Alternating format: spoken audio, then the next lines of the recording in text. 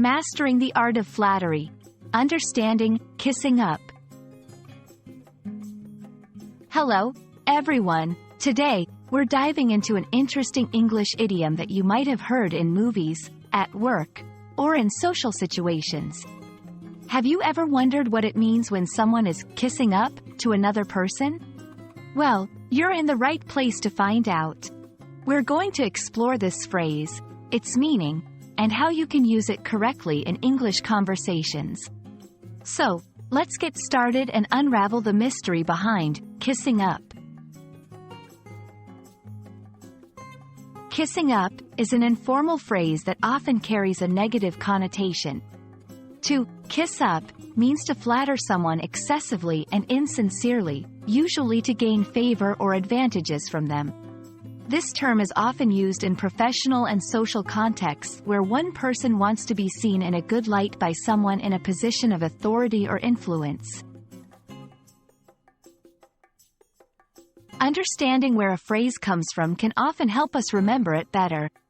Kissing up is believed to have originated from the more formal term, to kiss the hand of, which historically meant to show respect or subservience. Over time, this expression evolved into the more colloquial, kissing up, often implying an element of sycophancy or bootlicking. To understand kissing up in context, let's look at some examples. He's always kissing up to the boss, hoping he'll get a promotion. I don't respect people who have to kiss up to get ahead in life. She's not genuinely nice to them. She's just kissing up because she wants something. It's important to distinguish kissing up from giving genuine compliments. Kissing up is about having an ulterior motive and is often seen as dishonest, while genuine compliments come from a place of sincerity and honesty. When you compliment someone without expecting anything in return, it is not kissing up.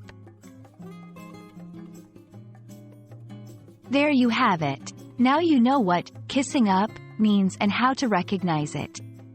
It's a phrase that you can use to describe a certain kind of flattery. But remember, it's always better to be genuine in your interactions. Thanks for watching, and I hope this video has helped clarify this interesting English idiom.